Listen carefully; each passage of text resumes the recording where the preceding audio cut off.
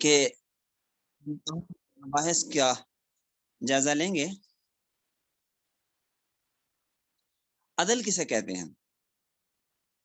تو عدل کے مادے میں برابری، مساوات اور انصاف کا مفہوم پایا جاتا ہے. عدل کا معنی سیدھا بھی کیا جاتا ہے، ظلم کی ضد بھی ہے.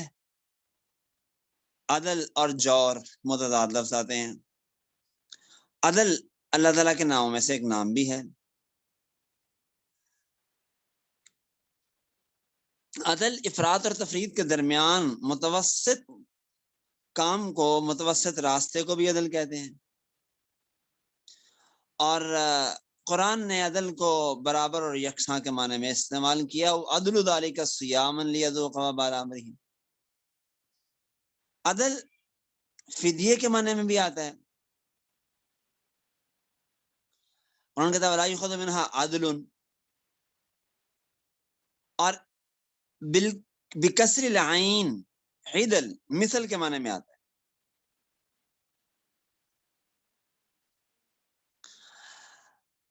بہرحال یہ مختلف معنی میں لفظ عدل استعمال ہوتا ہے. اصطلاح میں عدل کسے کہتے ہیں؟ تو اصطلاح شرع میں عدل قضاء کے معنی میں آتا ہے. قضاء و عدل دونوں ہم معنی استعمال ہوتے ہیں. اور شرعی اصطلاح میں قضاء کے معنی آتے ہیں حکومت کے متعینہ ادارے کی طرف سے قرآن و سنت کی اور شرعی احکام کی روشنی میں عوام الناس کے باہمی تنازعات کا تصفیہ کرنا اور مقدمات کا فیصلہ کرنا. یہ عدل کی تعریف کی جاتی ہے.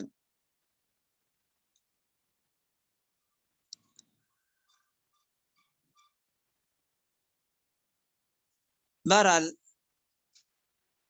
عدل کا ایک تو لغوی اور اصطلاحی معنی ہے، اور ایک عدلیہ کا لفظ استعمال کیا جاتا ہے. عدلیہ کیسے کہتے ہیں؟ عدلیہ ایسے ادارے کو کہتے ہیں یا ایسے نظام کو کہتے ہیں جس کے تحت ظلم کو روکا جائے اور مساوات اور امن قائم کیا جائے.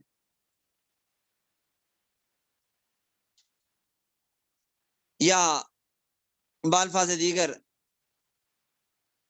قوانین کے ایک مجموعے کو عدلیہ کہتے ہیں.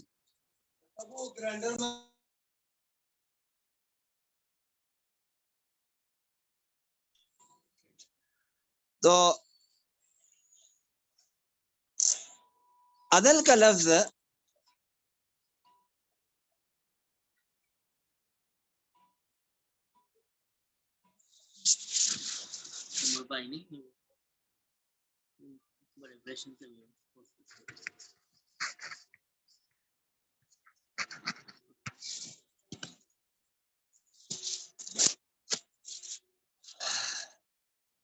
عدلیہ گویا نام ہے ایک نظام کا یا ایک ادارے کا، اور عدلیہ قوانین کے مجموعے کو بھی کہتے ہیں. وہ قوانین کا مجموعہ جو حکومت یا ریاست کی طرف سے عوام کی بھلائی اور ملک اور معاشرے میں امن کی خاطر جو قوانین نافذ کیے جاتے ہیں، مقرر کیے جاتے ہیں. عدلیہ کا مقصد کیا ہے؟ عدلیہ کا مقصد معلوم ہوا کہ لوگوں میں انصاف کو قائم کرنا. ظاہر ہے کہ ایسے قانون کے ذریعے ہی ہو سکتا ہے جو قانون واضح، غیر مبہم ہو اور سب کے لیے یکساں ہو اور زمانے کے تقاضوں کے ساتھ ہم آہنگ ہو، اور افراد اور نفسانی خواہشات افراد کے رجحانات اور نفسانی خواہشات کی تطہیر کرتا ہو. تو ایسا قانون اگر نافذ ہوگا تو وہ انشاءاللہ العزیز امن اور آشتی اور لوگوں میں ہم آہنگی پیدا کرنے کا ذریعہ بنے. جناب رسول اللہ صلی اللہ علیہ وسلم جس زمانے میں مبعوث ہوئے، اس زمانے میں عربوں کے ہاں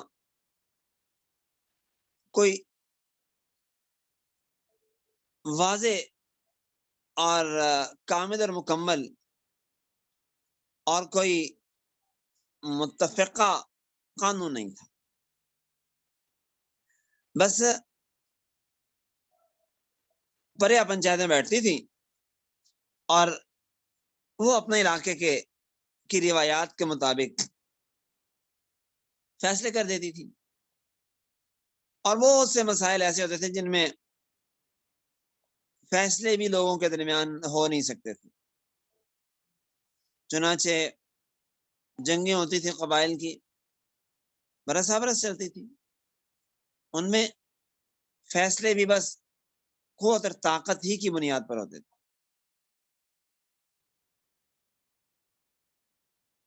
ظلم کمزوروں پر بے انتہا تھا، صنف نازک ہو، غلام ہو، بچے ہوں، تو ظلم کی چکی میں پستے تھے. جناب رسول اللہ صلی اللہ علیہ وسلم تشریف لائے تو آپ نے قرآن پاک کے ذریعے، اپنی مبارک سنت کے ذریعے ہر ایک کے حقوق متعین کیے اور ہر ایک کو حق دلوایا. اور معاشرتی ہوں، اخلاقی ہوں، یا ریاستی ہوں یا سیاسی ہوں، ہر طرح کے حقوق جناب رسول اللہ صلی اللہ علیہ وسلم نے امت کو دلوائے. چنانچہ نبی پاک صلی اللہ علیہ وسلم اپنے زمانے میں خود ہی جج تھے، منصف تھے، فیصل تھے. قرآن نے کہا کہ وَإِنْ حَكَمْتَ فَحْكُمْ بَيْنَهُمْ بِالْقِسْطِ، فیصلہ کرنا ہے تو انصاف سے فیصلہ کرنا ہے. تو نبی پاک حاکم، آپ فیصلے کرتے تھے خود. جناب رسول اللہ صلی اللہ علیہ وسلم نے اپنے زمانے میں ہی اپنے شاگردوں کو، اپنے مقرب صحابہ کو تیار کر کے انہیں بھی منصب قضا پہ فائز کر دیا تھا. جناب سیدنا عمر فاروق رضی اللہ تعالیٰ عنہ، معاذ بن جبل رضی اللہ تعالیٰ عنہ، عطا بن اسید رضی اللہ تعالیٰ عنہ، یہ صحابہ تھے جو نبی پاک صلی اللہ علیہ وسلم کے زمانے میں فیصلے کیا کرتے تھے. اور وہ معروف واقعہ ہے کہ ایک منافق کو حضرت عمر فاروق نے قتل کر دیا تھا، گردن اڑا دی تھی، اس لیے کہ وہ نبی پاک کے بعد عمر کے بعد فیصلہ لینے آیا تھا. اور عمر فیصلے کرتے تھے تو لینے آیا تھا نا. معاذ بن جبل کو نبی پاک نے خود بھیجا تھا یمن، بما تقضی یا معاذ، قضا کیسے کرو گے. ایسے ہی دیگر متعدد صحابہ نبی پاک صلی اللہ علیہ وسلم کے زمانے میں فیصلے کیا کرتے تھے. نبی پاک صلی اللہ علیہ وسلم جب سفر پر روانہ ہوتے تو عبداللہ بن ام مکتوم کو، جو نبینا صحابی تھے، اپنا نائب مقرر کر کے جاتے تھے.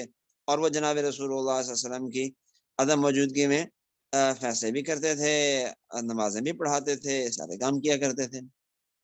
تو نبی پاک صلی اللہ علیہ وسلم کے زمانے میں عدلیہ چند افراد میں منحصر تھی اور وہی فیصلے کرتے تھے لوگوں کے، جن میں جناب رسول اللہ صلی اللہ علیہ وسلم ان کے گویا چیف جسٹس تھے، اور باقی چھوٹے چھوٹے ججز تھے جو نبی پاک صلی اللہ علیہ وسلم کے زمانے میں فیصلے کیا کرتے تھے.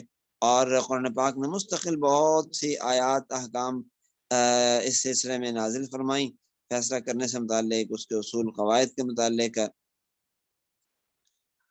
تو جناب رسول اللہ صلی اللہ علیہ وسلم کے زمانے میں ایک مجلس شورا بھی تھی، لیکن وہ مجلس شورا نبی پاک صلی اللہ علیہ وسلم کے صحابہ کی تھی. آپ بیٹھتے تھے، قرآن نے خود حکم دیا وَأَمْرُهُمْ شُورَىٰ بَيْنَهُمْ وَشَاوِرْهُمْ فِي الْأَمْرِ، تو نبی پاک مشورے بھی کیا کرتے تھے، اس کے بعد فیصلے کیا کرتے تھے. مثال کے طور پہ بدر کے قیدیوں کے بارے مشورہ کر کے فیصلہ کیا گیا، اور جنگ احد میں نکلنے نہ نکلنے کے بارے میں مشورہ کر کے فیصلہ کیا گیا. آپ کی ایک کابینہ تھی جس کو آپ بلاتے تھے، اور ان کی موجودگی میں نبی پاک صلی اللہ علیہ وسلم مشورہ کیا کرتے تھے. اور جب ہم آگے چلتے ہیں تو خلفائے راشدین کے دور میں بھی یہی چیز دیکھی جاتی ہے.